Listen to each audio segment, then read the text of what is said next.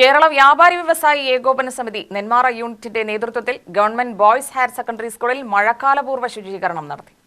സ്കൂളുകൾ തുറക്കുന്നതിന് മുന്നോടിയായാണ് മഴക്കാലപൂർവ്വ ശുചീകരണ പ്രവർത്തനം. KVVES വനിതാ വിങ്ങിന്റെ സഹകരണത്തോടെയാണ് സ്കൂളിൽ ശുചീകരണ പ്രവൃത്തികൾ നടത്തിയത്.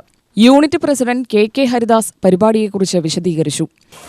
സ്കൂൾ തുറക്കുന്നതിന്റെ ഭാഗമായി ശുചീകരണ പ്രവർത്തനത്തിന്റെ മേഖലയിൽ എല്ലാ സംഘടനകളും ഇടപെടുന്ന രീതിയിൽ തന്നെ ഇന്ന് സാമൂഹിക പ്രവർത്തനത്തിൻ്റെ ഭാഗമായി നെന്മാറ പ്രിൻസിപ്പലും അതുപോലെ തന്നെ നെന്മാറ ഹെഡ് മിസ്ട്രസിൻ്റെയും അഭ്യർത്ഥന മാനിച്ചുകൊണ്ട് നെന്മാറ വ്യാപാരി വ്യവസായ ഏകോപന സമിതിയുടെ അംഗങ്ങൾ ഇന്ന് നെന്മാറ ബോയ്സ് സ്കൂളിൻ്റെ ഗ്രൗണ്ടാണ് ഏറ്റെടുത്തിരിക്കുന്നത്.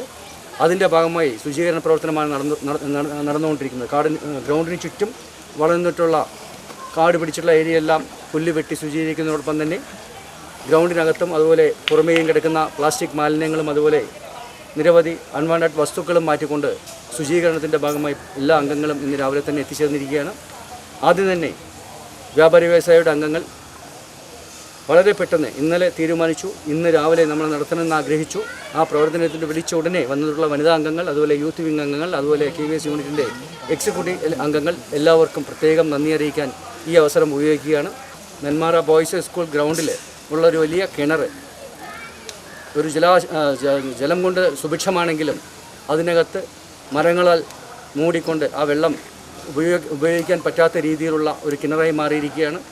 നെന്മാറ വ്യാപാരി വ്യവസായ ഏകോപന സമിതി ഒറ്റക്കെട്ടായി തീരുമാനത്തിൻ്റെ അടിസ്ഥാനത്തിൽ ആ കിണർ ഏറ്റെടുത്ത് ശുചീകരിച്ച് കുടിവെള്ളം ലഭിക്കാവുന്ന രീതിയിൽ ആ കിണറിനെ മാറ്റിക്കൊടുക്കാമെന്നുകൂടെ ഈ അവസരത്തിൽ വ്യാപാരി വ്യവസായ ഏകോപന സമിതി പ്രസിഡന്റ് എന്ന നിലയ്ക്ക് ഞാൻ അറിയിക്കുകയാണ്.